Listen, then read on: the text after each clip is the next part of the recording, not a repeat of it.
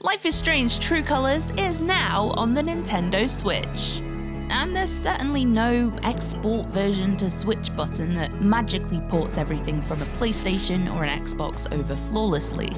In fact, a whole lot of work has gone into you not noticing much of a difference, but it's taken a lot of time and effort to get there.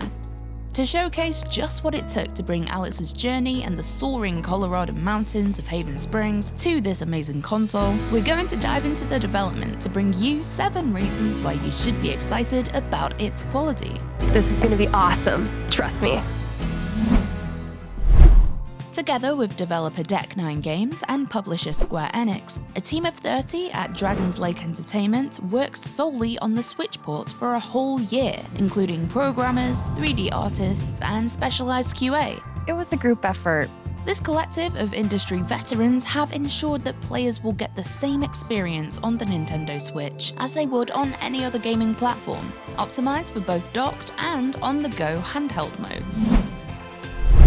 The Nintendo Switch version of Life is Strange True Colors contains exactly the same content as the other platforms, including all of the character performance capture and facial animations, plus full uncut audio and extensive licensed music soundtrack.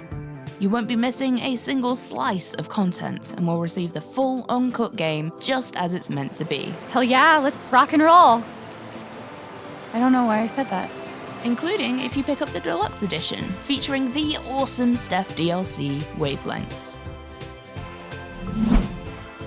The lighting engine has been entirely rebuilt, including a bespoke light baking pipeline and new approach to reflection probes, shaders, and dynamic shadows for dynamic objects. In addition to this, there has been a new Switch lighting model created specifically for the rendering of lights on faces. This totally reconstructed Switch-specific solution reaches a similar level of lighting as on the other platforms via a totally different route. It's been optimized from the ground up to work efficiently with the way Switch processes graphics, so think of it as one of those iceberg moments. As a player, you're seeing the beautifully lit tip of the iceberg that looks much like the other versions, but underneath the surface, the lighting on the Switch version is working in a totally different way, with a whole bunch of different and Switch-unique processes, set up to deliver each frame and squeeze out every bit of performance and quality, especially in handheld mode. Every character model and environmental object has been optimized and reworked in the game, preserving fidelity during decimation while optimizing poly counts. Yeah, if like me, your response to that was, what? Don't worry, I asked a member of our production team to explain.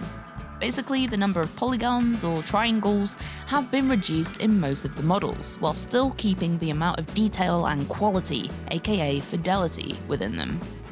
Decimation is another term for lodding, or level of detail. So, at the Switch's handheld and docked resolutions, the character and background models still look pretty darn good. Another trick we've done to speed up rendering time is a process called batching, whereby static items that are close together are clumped into a single item.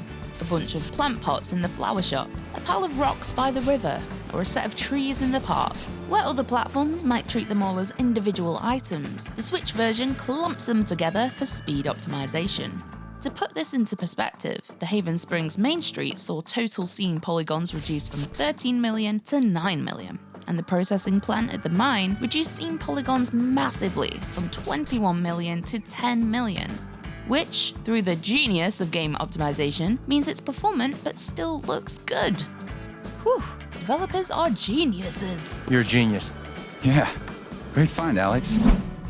As you probably know, your display is composed of pixels, rectangular in shape. What this means is that when round shapes are shown on screen, you're almost guaranteed to see some jagged edges, known as aliasing.